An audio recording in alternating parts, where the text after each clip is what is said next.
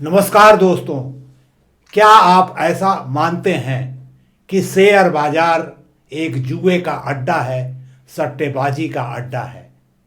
इससे बच के रहना चाहिए। ये खतरनाक जगह है। दोस्तों, अगर आप ऐसा सोचते हो तो आप अकेले नहीं हो। काफी लोग ऐसा ही मानते हैं। यह भारतीय रिजर्व बैंक के लेटेस्ट आंकड़ों से भी साबित होता है। वर्ष 2023 के जो आंकड़े भारतीय रिजर्व बैंक ने जारी किए हैं, उसके अनुसार हमारे देश में टोटल डोमेस्टिक सेविंग यानी घरेलू जो बचत है 29.59 लाख करोड़ है। उसमें से 10.27 लाख करोड़ यानी 35% बैंकों के फिक्स डिपॉजिट में पैसा लोगों ने लगा रखे हैं। दूसरे नंबर पे आता है पीएफ और पेंशन, जो हमारे बुढ़ापे का सहारा होता है। उसमें लोगों ने 22% लगा रखा है। तीसरे नंबर पे आता है इंश्योरेंस, जो हमारे जीवन में रिस्क को कवर करता है। उसमें 18% पैसा लोगों ने लगा रखा है। इसके अलावा अगर हम देखें स्मॉल सेविंग में, उसमें भी फिक्स रिटर्न मिलता है। उसमें भी 7% पैसा लगा हुआ है, यानी 2 लाख करोड़ से ज्यादा। नॉन बैंकिंग डिपॉजिट की बात करें, वहां भी फिक्स रेट मिलता है। उसमें भी 2% लगा हुआ है। तो अगर ये सारी चीजें हम देखें तो 84-85% टोटल सेविंग का इस तरह का इन्वेस्टमेंट लोगों ने कर रखा है। अगर शेयर मार्केट की हम बात करें तो 1% इन्वेस्टमेंट भी शेयर में लोगों ने नहीं किया हुआ है। केवल 23,000 करोड़ रुपए लगे हैं, जो कि 0.78% होता है। म्यूचुअल फंड की बात करें तो वो 6% है, 1.79 लाख करोड़। यानी आपकी ये धारणा बिल्कुल सही है। लोग भी ऐसा ही मानते हैं कि शेयर मार्केट एक खतरनाक जगह है, जिससे दूरी बना के रखना चाहिए। दोस्तों, आज मैं इस वीडियो के माध्यम से आपके इस डर को दूर करूंगा। मेरी गारंटी है कि अगर आप इस वीडियो को अंत तक देखेंगे तो आपका ये डर खत्म हो जाएगा। दोस्तों, मैं हूं रामचंद्र राय और आप देख रहे हैं प्रयास विकल्प, एक ऐसा चैनल जो आपके व्यक्तित्व को मजबूत बनाता है, इफेक्टिव बनाता है, सक्सेसफुल बनाता है। जो भी कंटेंट आप पाएंगे इस पर, इसी उद्देश्य से वो बनाया जाता है। दोस्तों, आज इस वीडियो के माध्यम से मैं आपको शेयर मार्केट के बारे में 4 इंपॉर्टेंट चीजें बताने जा रहा हूं। पहली चीज, शेयर मार्केट में क्या खरीदा और बेचा जाता है। दूसरी चीज, इसमें किस तरह का जोखिम या रिस्क होता है जिसको आपको मैनेज करना है। तीसरी काफी इंपॉर्टेंट चीज है कि आपको क्या जानना चाहिए ताकि आप इस रिस्क का सामना कर सकें, इसको मैनेज कर सकें और फाइनेंशियल फ्रीडम प्राप्त कर सकें। और अंत में मैं आपको बताने जा रहा हूं कि अगर आप अपना पैसा लगा रहे हैं शेयर मार्केट में तो क्या क्या सावधानी आपको बरतनी पड़ेगी एज ए इन्वेस्टर। इसलिए मैं आपसे अनुरोध करूंगा कि इस वीडियो को अंत तक देखिए ताकि वो सावधानियां बरत सकें जो आपको बरतनी चाहिए और अपने पैसे को सुरक्षित रख सकें। और अगर इस वीडियो में कुछ आपको वैल्यू मिले, अगर ये काम का हो, तो इसे अपने दोस्तों के साथ शेयर भी करना न भूलें ताकि वे लोग भी इसका लाभ उठा सकें। और अगर आप इस चैनल पर पहली बार आए हैं या अभी तक आपने इस चैनल को सब्सक्राइब नहीं किया है तो सब्सक्राइब कर लीजिए ताकि जो भी वीडियो फ्यूचर में आए उसका नोटिफिकेशन आप पा सकें। दोस्तों, आइए हम चर्चा शुरू करते हैं। शेयर मार्केट में क्या बेचा और खरीदा जाता है। जैसे एक सब्जी बाजार में तरह तरह की सब्जियां बेची और खरीदी जाती हैं, अनाज के मंडी में जाइएगा तरह तरह के अनाज बेचे और खरीदे जाते हैं, उसी तरह शेयर मार्केट में वाणिज्यिक संस्थाएं जिनका उद्देश्य प्रॉफिट कमाना होता है, उनके शेयर और अन्य तरह के सिक्योरिटी यानी प्रतिभूतियां बेची और खरीदी जाती हैं। अब देखते हैं क्या क्या बेचा खरीदा जाता है। पहले नंबर पर सबसे इंपॉर्टेंट है इक्विटी शेयर यानी कॉमन स्टॉक। जो रिस्क कैपिटल होता है, सबसे ज्यादा रिस्क इसी में होता है, ये ओनर्स कैपिटल होती है। लॉस होगा तो ओनर का होगा, फायदा होगा तो ओनर का होगा। दूसरे नंबर पर प्रेफरेंस शेयर आता है, जिसमें डिविडेंड को लेके इसमें प्रेफरेंस होता है, इसलिए इसको सीनियर स्टॉक बोलते हैं। और इक्विटी शेयर यानी कॉमन स्टॉक को जूनियर स्टॉक बोलते हैं। प्रेफरेंस शेयर कई तरह का हो सकता है, कुमुलेटिव हो सकता है, पार्टिसिपेटिव हो सकता है, ऑर्डिनरी हो सकता है, कन्वर्टेबल हो सकता है। तीसरे नंबर पे जो ट्रेडिंग होती है, डेट इंस्ट्रूमेंट है, बॉन्ड है या डिवेंचर है। बॉन्ड सरकारें लाती हैं, बड़े बड़े कॉर्पोरेशंस लाते हैं। ये लॉन्ग टर्म होता है, डीप डिस्काउंट हो सकता है, कुमुलेटिव हो सकता है, कन्वर्टेबल हो सकता है और सिक्योर्ड हो सकता है। जहां तक डिवेंचर का सवाल है, अन्य प्राइवेट कंपनी जिसको लाती है, कूपन रेट फिक्स होता है, यह भी कन्वर्टेबल हो सकता है, सिक्योर्ड हो सकता है, नॉन सिक्योर्ड हो सकता है। अब आप बोलोगे कि एक कर्ज बैंक से हम लेते हैं और इसमें क्या फर्क है। तो किसी बैंक से अगर आप कर्जा लेते हो तो उस कर्जे को चुका के दूसरे बैंक से कर्ज लेना आसान नहीं होता है, बहुत टाइम लगता है उसमें, स्वैपिंग नहीं जल्दी कर सकते आप। जबकि अगर आप बॉन्ड और डिवेंचर किसी कंपनी का आपने खरीद रखा है, जब चाहे उसको बेच दीजिए बाजार में और अपना पैसा खाली हो जाएगा, कहीं और लगा सकते हैं उसको। ये लिक्विडिटी अवेलेबल है शेयर मार्केट में अगर आप बॉन्ड या डिवेंचर होल्डर हैं। उसके अतिरिक्त शेयर मार्केट में तरह तरह के म्यूचुअल फंड हैंडल किए जाते हैं। म्यूचुअल फंड कई तरह के हो सकते हैं, प्राइमरली 3 तरह के होते हैं। इक्विटी बेस यानी जो पैसा आप उसमें लगाओगे, कंपनीज के इक्विटी शेयर्स में लगेगा वो, और उसके अनुसार उसको ग्रोथ मिलेगी आपको, रिस्क भी वैसे ही होगा।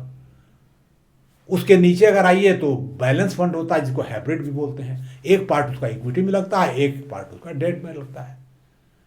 इक्विटी पार्ट आपको ग्रोथ देता है और डेट फंड आपको फिक्स रिटर्न देता है, एक सिक्योरिटी प्रदान करता है। लेकिन रेट थोड़ा डाउन हो जाता है रिटर्न उसमें, रिस्क भी थोड़ा कम होता है। उससे और कम रिस्की है तो डेट फंड होता है, प्योरली डेट में लगता है, फिक्स रिटर्न देता है।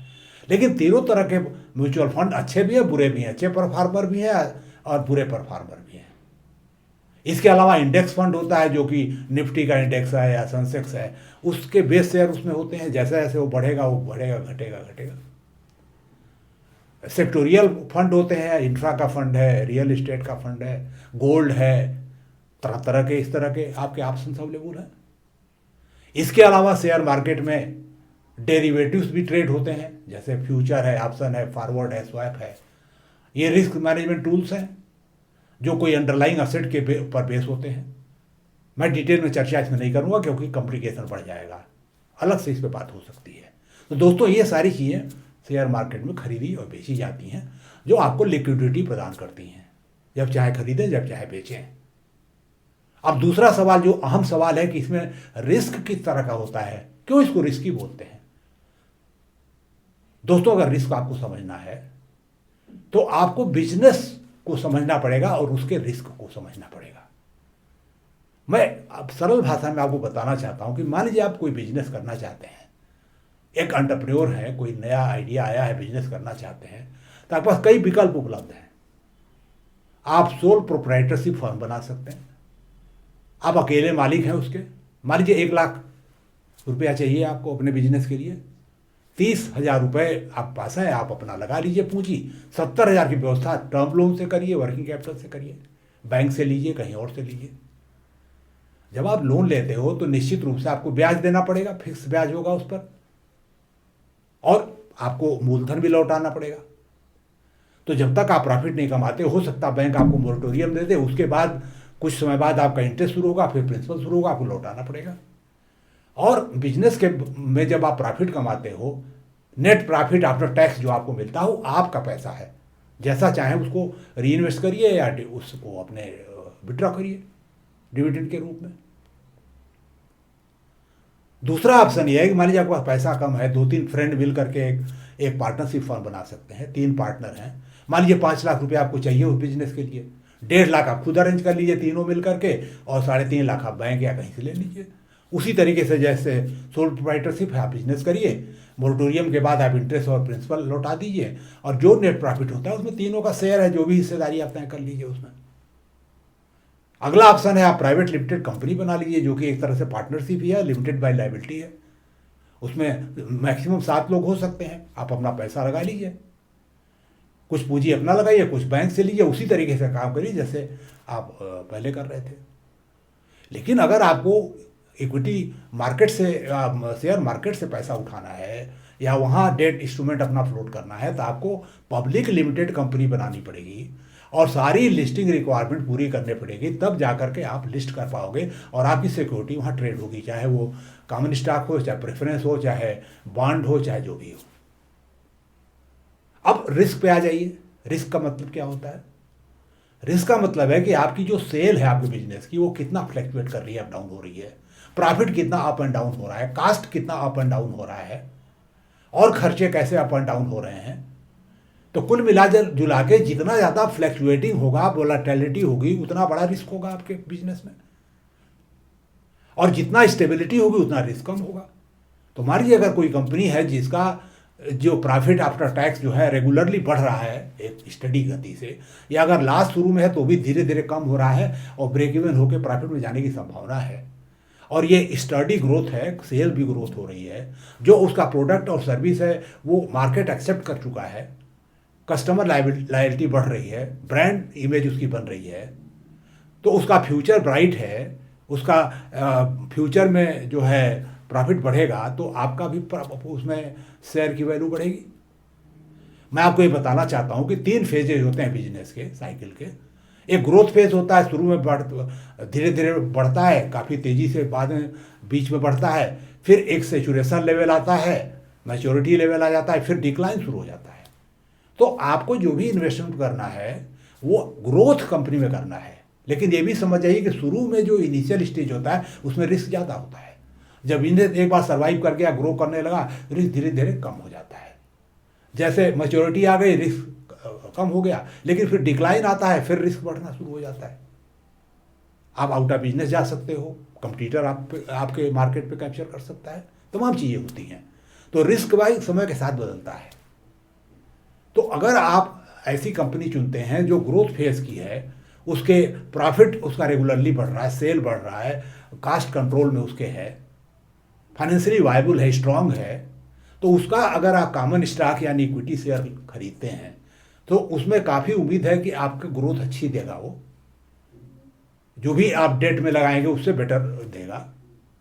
और चूंकि कंटिन्यूअस ग्रोथ हो रही है उसके प्रॉफिट में, एक स्टेबिलिटी अचीव कर चुका हो बिजनेस, तो उसमें रिस्क भी कम होता है। तो ये रिस्क का बात है। अब सवाल है कि इस रिस्क को मैनेज करने के लिए, सही तरीके से समझने के लिए क्या क्या चीज़ें आपको जानना जरूरी है ताकि आप इसको ठीक से मैनेज कर पाओ। इसमें 5 कॉन्सेप्ट है जो आपको समझना पड़ेगा। पहली चीज़, अर्निंग पर शेयर क्या है कंपनी का। इसका मतलब जो भी profit after tax net profit total हो रहा है कंपनी का, मान लीजिए 5 lakh net profit after tax है और 1 लाख शेयर कंपनी ने जारी कर रखा है, तो अगर 5 लाख में 1 लाख की भाग दे दें तो 5 रुपये पर शेयर इक्विटी शेयर उसका प्रॉफिट हो रहा है। तो ईपीएस उसका 5 है, अर्निंग पर शेयर 5 माना जाएगा। मान लीजिए आपने 1000 शेयर उसमें खरीदे हैं तो 1% के आप मालिक हैं, तो इस प्रॉफिट में 1% का आपका शेयर है। तो ये तो हो गया अर्निंग पर शेयर, पहला कॉन्सेप्ट। दूसरी चीज आप समझिए कि बुक वैल्यू शेयर की क्या है। बुक वैल्यू मतलब जो हिस्टोरिकल वैल्यू क्या उसकी है। अब आपको पता होना चाहिए कि कोई भी कंपनी जब बनती है तो 2 स्टेटमेंट बड़े इंपॉर्टेंट होते हैं उसके फाइनेंशियल। एक तो प्रॉफिट एंड लॉस अकाउंट, लाभ हानि खाता, जो ये बताता है कि साल के आखिर में रिजल्ट क्या रहा फाइनेंशियल, ग्रॉस प्रॉफिट क्या था, ऑपरेटिंग प्रॉफिट क्या था, नेट प्रॉफिट आफ्टर टैक्स क्या था। इससे आपको पता चलेगा प्रॉफिट क्या है या लॉस क्या है। अगर लॉस होगा तो असेट में ह्रास होगा उसका, अगर प्रॉफिट होगा तो असेट बढ़ेगी। दूसरा जो है आपका बैलेंस शीट है जिसको तुलन पत्र बोलते हैं, उसका एक साइड असेट होती है, दूसरी साइड लायबिलिटी होती है। असेट साइड में लैंड होगी, बिल्डिंग होगा, प्लांट एंड मशीनरी होगी, अदर असेट्स होगा, करेंट असेट्स होगा, ये सारी चीज़ें होंगी। लायबिलिटी साइड में शेयर होल्डर लायबिलिटी होती है, उसका तरह तरह की और लायबिलिटीज होती हैं। तो अगर आप असेट में से लायबिलिटी घटा दें शेयर होल्डर लायबिलिटी को छोड़ करके बाकी, तो जो बचेगा उसको बोलते हैं नेटवर्थ ये नेटवर्थ शेयर होल्डर को बिलोंग करता है। मान लीजिए किसी कंपनी का नेटवर्थ 5 लाख है और 1 लाख उसने शेयर जारी कर रखे हैं, तो अगर 5 लाख में 1 लाख ही भाग दें 5 रुपये आया, तो ये 5 रुपीज़ जो है उसकी बुक वैल्यू हुई। अगर 10 लाख नेटवर्थ है 10 रुपये हुई। इस तरीके से उसकी बुक वैल्यू होती है। इसका मतलब है कि अगर कंपनी कल को बंद कर दी जाए, लिक्विडेट कर दी जाए, सारे असेट उसके बेच करके और आप सारे लाइबिलिटीज को डिस्चार्ज कर दिया जाए शेयर होल्डर को छोड़ करके, तो जो पैसा बचा हुआ आपका है तो आपके शेयर होल्डिंग के अनुसार आपको मिलेगा।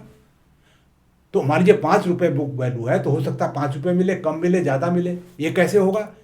मान लीजिए आपने जो भी उसमें मशीन लगा रखी है वो टेक्निकली ऑब्सलीट हो चुकी है, तो बिकेगी तो कबाड़ के रेट में बिकेगी, स्क्रैप के रूप में। तो जो डिप्रिसिएटेड वैल्यू आप बैलेंस शीट में दिखा रहे हो वो मिलेगी नहीं, आपको लॉस होगा आपको। इसके विपरीत मान लीजिए लैंड आपके पास है, लैंड की कीमत काफ़ी बढ़ चुकी है उस रेट से जिस पे आपने खरीदा था, तो आपको प्रॉफिट हो जाएगा। तो आप 5 रुपये मिलेगा या ज़्यादा मिलेगा, कम मिलेगा, ये डिपेंड करेगा कि लिक्विडेशन के टाइम पे स्थिति क्या बन रही है। तो ये तो हो गया बुक वैल्यू। तो आपने ये जाना कि ईपीएस क्या होता है, बुक वैल्यू क्या होती है। तीसरी चीज़ अब यह है कि मार्केट प्राइस क्या है। तो जिस प्राइस पे शेयर खरीदा बेचा जाता है किसी पर्टिकुलर गिवन टाइम पर, उसको बोलते हैं मार्केट प्राइस। अब सबसे बड़ा सवाल ये पैदा होता है ये इन्वेस्टर आपके लिए कि जो प्राइस मार्केट में कोट हो रही है, मान लीजिए किसी शेयर का प्राइस 50 रुपये है, वो शेयर ओवर प्राइस है, अंडर प्राइस है, लेना चाहिए नहीं लेना चाहिए, कैसे डिसाइड करोगे? तो इसके लिए आपको एक और कॉन्सेप्ट समझना पड़ेगा, वो है intrinsic value of the share. उस शेयर का वास्तविक कीमत क्या है, इकोनॉमिक वैल्यू क्या है। इसके लिए आपको ये समझना पड़ेगा कि चूंकि आप उस कंपनी के ओनर हो, पार्ट ओनर हो 1% या जो भी है, तो जो भी फ्यूचर में वो कंपनी कमाएगी प्रॉफिट आफ्टर टैक्स, मैं फ्री कैश फ्लो की बात करूंगा। जैसे कोई अगर मान लीजिए बैड डेट एक्सेट्रा सब एडजस्ट कर लीजिए, तो फ्री कैश फ्लो जो आपको बिलोंग करता है, हर साल के आखिर में आपको फिगर पता होनी चाहिए। और अगर हर साल के अंत में वो फिगर आपको पता हो, तो अगले आने वाले 30 साल का अगर फिगर आपको है, उसकी आज की वैल्यू निकाल सकें टोटल करके, तो वो उसकी इंट्रिंसिक वैल्यू होगी, उस पर आपका अधिकार है, वही उसकी वैल्यू है। अब सवाल है इसको कैसे किया जाएगा। इसके लिए 2 चीज़ें और जानिए आप, कॉन्सेप्ट 2 जानने चाहिए, कंपाउंडिंग और डिस्काउंटिंग।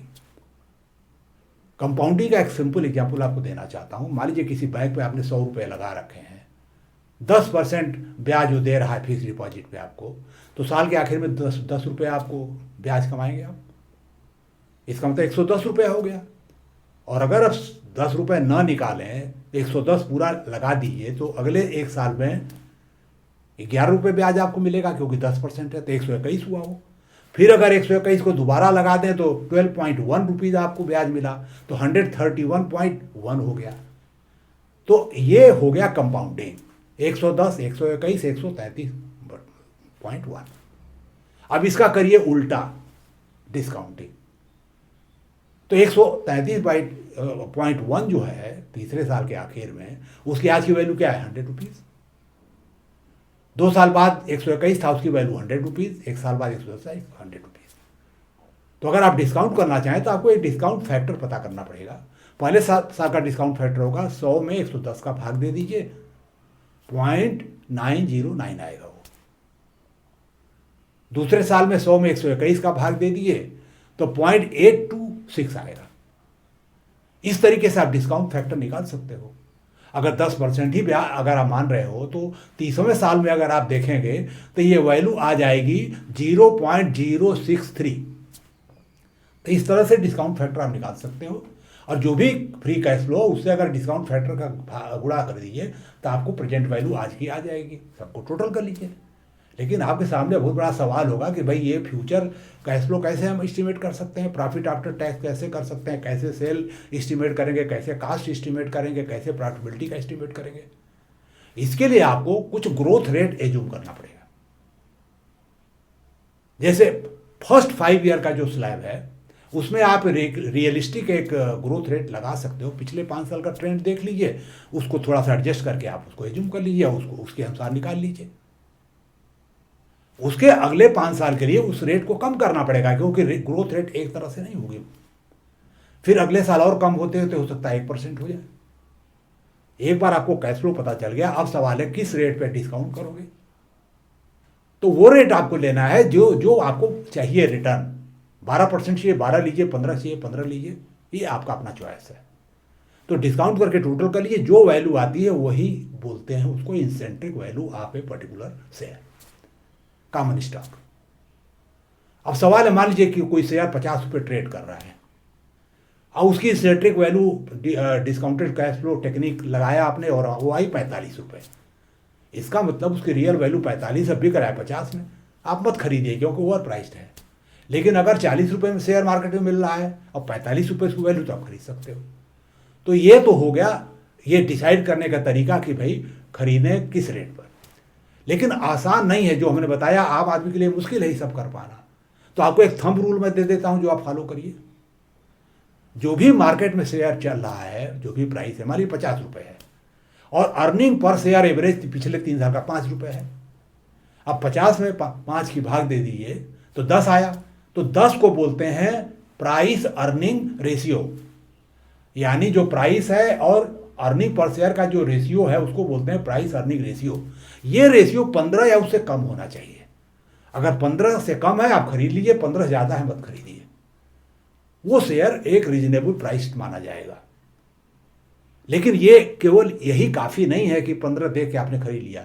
आपको ये भी देखना वो ग्रोथ कंपनी होनी चाहिए, उसकी अर्निंग पर शेयर कंटिन्यूसली बढ़ना चाहिए, ग्रो होना चाहिए, और एक 10-15 साल का उसका फ्यूचर दिखना चाहिए कि हाँ वो ग्रो करेगा। सनराइज इंडस्ट्री होनी चाहिए, सनसेट इंडस्ट्री नहीं होनी चाहिए, डिक्लाइनिंग नहीं होनी चाहिए। अगर ये 2 चीज़ों का आप ध्यान रखें तो निश्चित रूप से जो भी पैसा आप उस शेयर में लगाओगे वो सेफ रहेगा, ग्रो करेगा और आपको इनरिच करेगा। एक बात और आपको बता दूं मैं कि जिस कंपनी का कॉमन स्टॉक स्ट्रांग होगा, फाइनेंशियल स्ट्रांग होंगे, उसी का प्रेफरेंस शेयर भी सिक्योर्ड होगा, बॉन्ड भी होगा, डिवेंचर भी होगा, और अगर म्यूचुअल फंड का पार्ट है तो भी होगा। तो बेस में सबके शेयर है, कॉमन स्टॉक है, उसी की स्ट्रेंथ से बाकी की स्ट्रेंथ गाइड होती है। दोस्तों अब आपको ये डिसाइड करना है लास्ट में कि क्या सावधानी आप बरतेंगे एज ए इन्वेस्टर।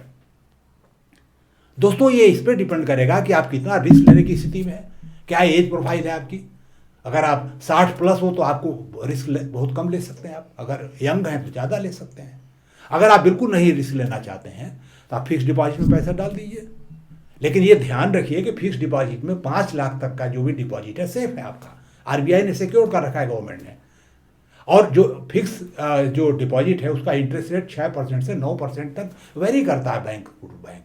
तो आप 9% वाले बैंक को सिलेक्ट करिए, 5-5 लाख रुपया रख लीजिए, वो सेफ रहेगा आपका, अच्छा रिटर्न मिलेगा आपको। कुछ हद तक आप इन्फ्लेशन को भी मीट कर लोगे। लेकिन अगर आप थोड़ा रिस्क लेने की स्थिति में हैं तो आप डेट म्यूचुअल फंड ले लीजिए, थोड़ा सा और बेटर दे देगा आपको। उससे बेटर करना बैलेंस फंड ले लीजिए, उससे भी ज़्यादा थोड़ा रिस्क लेने की स्थिति इक्विटी ग्रोथ फंड ले लीजिए, इंडेक्स फंड ले लीजिए, गोल्ड ले लीजिए, तमाम तरह के ऑप्शन आपके हैं। और थोड़ा अगर चाहें तो 10% 5% पैसा आप शेयर मार्केट में भी ट्राई कर सकते हो। अच्छे शेयर, जैसा हमने बताया, अच्छा एडवाइजर रखिए। जो भी आप म्यूचुअल फंड या शेयर उसका परफॉर्मेंस देखिए, पीछे कैसा किया कैसा नहीं किया है। जैसा हमने बोला कि म्यूचुअल फंड भी खराब भी हैं अच्छे भी हैं, तो आपको देखना पड़ेगा कि परफॉर्मेंस कैसा है, उसके हिसाब से आप इन्वेस्ट करिए। निश्चित रूप से मैं आपको बता रहा हूँ कि आपका जो पैसा होगा सुरक्षित रहेगा, अच्छी तरह ग्रो करेगा, आप फाइनेंशियल फ्रीडम प्राप्त करोगे। दोस्तों इन्हीं शब्दों के साथ मैं इस विषय को कंक्लूड करना चाहूँगा और ये कहना चाहूँगा कि शेयर मार्केट जुए का अड्डा नहीं है। लेकिन आपका एक डाउट दिमाग में होगा, फिर इसको ऐसा बोलते क्यों? तो मैं क्लैरिफाई करना चाहूँगा कि ये होता है ट्रेडर की वजह से। ट्रेडिंग जो होती है स्टॉक मार्केट में, उसमें 2 तरह की टेंडेंसी है जो इसको डेंजरस बनाती है। पहले तरह के ट्रेडर बुल्स होते हैं, दूसरे बियर होते हैं। बुल्स का मतलब बैल ऊपर को फेंकता है। बुल्स ट्रेडर जो होता है किसी शेयर को सिलेक्ट कर लेगा, ऑप्टिमिस्टिक होता है, अनरियलिस्टिकली होता है, खरीदता जाएगा, इतना खरीदेगा कि उसका मार्केट में प्राइस जंप कर जाएगा 1.5 गुना 2 गुना 3 गुना। और लोग भी देखा देखी यही काम करते हैं। और जब देखेगा कि अब ये पहुंच गया पीक पे, उसको बेच करके प्रॉफिट बुक कर लेगा, वो नीचे गिर जाएगा धड़ाम से। और जो इन्वेस्टर इसको समझ नहीं पाएंगे कि क्या हो रहा है, वो फंस गए तो उनका लॉस हो जाता है। इसके विपरीत जो बियर होता है वो नीचे दबाता है, वो पेसिमिस्टिक होता है, निराशावादी होता है, अनरियलिस्टिकली। तो वो नीचे गिरा करके, बहुत नीचे जा करके तब खरीदता है, ऊपर जाता है बेच के, फिर वो प्रॉफिट कमा लेता है, और नॉर्मल इन्वेस्टर उसमें भी फंस सकता है। आपने हर्षद मेहता का नाम सुना होगा। स्टेट बैंक के रिकन्सिलिएशन प्रोसेस में गैप देखा उसने, 500 करोड़ से ज़्यादा पैसा निकाल लिया, मिसयूज किया उसको। और एक अमर डाइकेम नाम की कंपनी थी जो कि बंडल कंपनी थी, उसके शेयर को खरीदना शुरू किया, और लोगों ने देखा देखी खरीदना शुरू किया। पता चला 10 टाइम्स उसकी प्राइस हो गई जो रियल वैल्यू थी, और वो बेच करके अलग हो गया, धड़ाम से शेयर नीचे गया। जो लोग नहीं बेच पाए, नॉर्मली इन्वेस्टर, वो कंगाल हो गए। ऐसा नहीं कि हर्षद मेहता ने ये काम किया था, लगभग सब ब्रोकर उस समय ये काम कर रहे थे, इसका फायदा उठा रहे थे। लेकिन कुछ लोग कम स्केल में कर रहे थे, लार्ज स्केल में किया, पकड़ा गया और एक्सपोज हो गया। तो दोस्तों, अगर आप इन्वेस्टर हैं, अच्छी कंपनी चुन लेते हैं, अच्छा म्यूचुअल फंड चुन लेते हैं, लंबे समय तक इन्वेस्टेड रहते हैं, तो आपको कोई रिस्क नहीं है। आपको ट्रेडिंग से कोई मतलब नहीं है। ट्रेडिंग में रिस्क है, जो कर रहा हो उसको झेले। एक बात और है, म्यूचुअल फंड काफ़ी सेफ इन्वेस्टमेंट होता है, इन द सेंस ना आपको डीमैट खोलना है, आपको पैसा अगर बहुत कम है 500 से SIP शुरू कर सकते हैं आप, ब्लू चिप कंपनी के शेयर आप खरीद सकते हो, रिस्क डाइवर्सिफाइड होता है, तमाम 50-100 शेयर में वो पैसा लगता है, एक बढ़ा है घटा, ओवरऑल रिटर्न दे देता है। तो सब मिला जुला के शेयर मार्केट एक ऐसी जगह है जहां आप ट्राई कर सकते हो, कुछ पैसा अपना लगा सकते हो, एक सब 30% 40% या जैसा आपका रिस्क प्रोफाइल है आप उसमें लगा सकते हो। मैं आपको ये कहना चाहूँगा कि शेयर मार्केट एक बहुत इंपॉर्टेंट इकोनॉमिक इंस्टीट्यूशन है। देश का इंडस्ट्रियलाइजेशन उस पर डिपेंड करता है, लिक्विडिटी प्रदान करता है। जो भी नया एंटरप्रेन्योर आएगा वो कैपिटल वहाँ से उठा सकता है, डेट भी ले सकता है, इक्विटी भी ले सकता है। वेंचर कैपिटलिस्ट अलग बात है, लेकिन शेयर मार्केट एक यूजफुल इंस्टीट्यूशन है, उसको डिग्रेड नहीं करना चाहिए। आप उसमें पार्टिसिपेट करिए, एक्सपीरियंस गेन करिए, काशस रहिए और अपने पैसे को बढ़ाइए। इन्हीं शब्दों के साथ मैं आपसे विदा लूँगा। अगर ये आपको अच्छा लगा हो ये वीडियो, तो इसे लोगों के साथ शेयर करिए और हमारे इस चैनल को सब्सक्राइब करिए। एक बात और, हमेशा कोशिश करिए अच्छा पढ़ें, सुने और देखें, ताकि आपके अंदर अच्छी सूचना जाए, आप बेहतर बने, आपका व्यक्तित्व बेहतर बने और सफलता का चांस बेहतर हो। अगले वीडियो तक के लिए मैं आपसे विदा चाहूँगा, लेकिन चाहूँगा कि आप इसको आप शेयर करिए, आप स्वस्थ रहिए, खुश रहिए और हमेशा अपने को बेहतर बनाते रहिए। हमें सुनने के लिए बहुत बहुत धन्यवाद।